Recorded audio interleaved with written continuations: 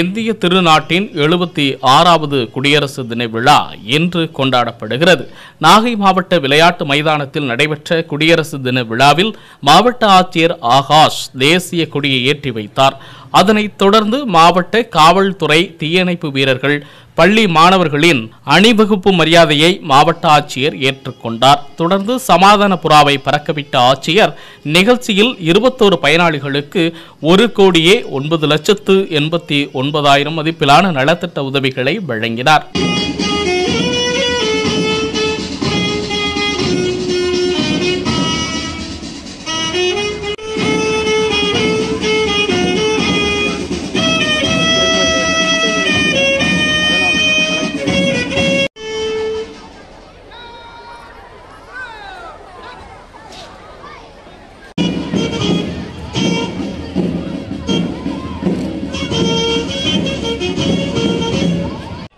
முதல்நிலை மண்டல மேலாளர் அவர்களும் சமாதான புறாக்களை பிறப்பிடுகிறார்கள்.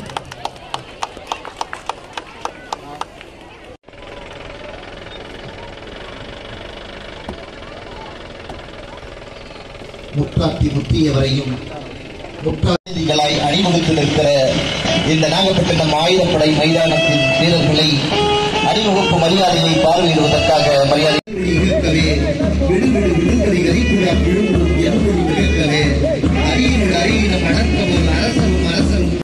கொண்டிருக்கிற முப்படை வீரர்களின் பிரதிநிதிகளாய் இந்த வீரர்கள் அணிவகுத்திருக்கிறார்கள்.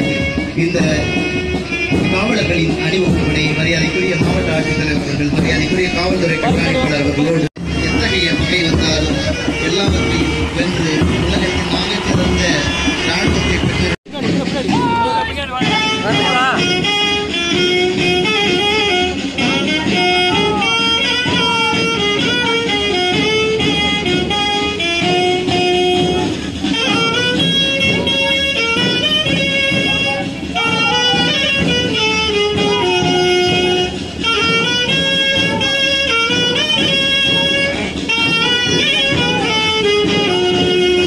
திருக்கண்ணபுரம் காவல் நிலையம்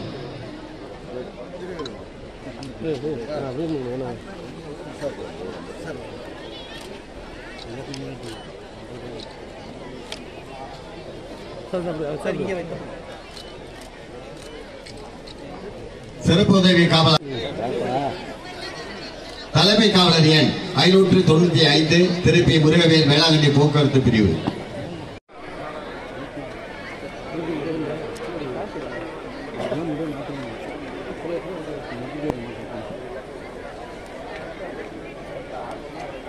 பெண் தலைமை காவலர் எண் 103 திருமதி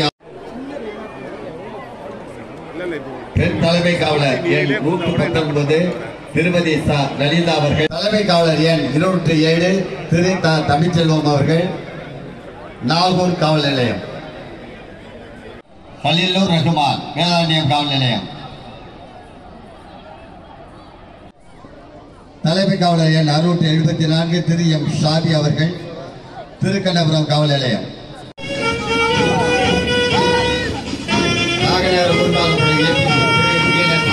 தலைமை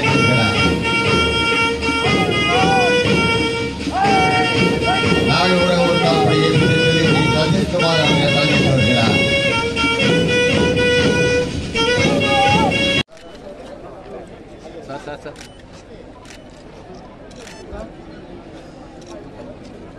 மாவட்ட மாற்றுத்திறனாளிகள் நலத்துறையின் சார்பில் நலத்திட்ட உதவிகள் வழங்கப்படுகின்றன. திரு செல்வம் 1,20,000 மதிப்புள்ள பேட்டரியால் இயங்கும் சிறப்பு சக்கர நாற்காலி.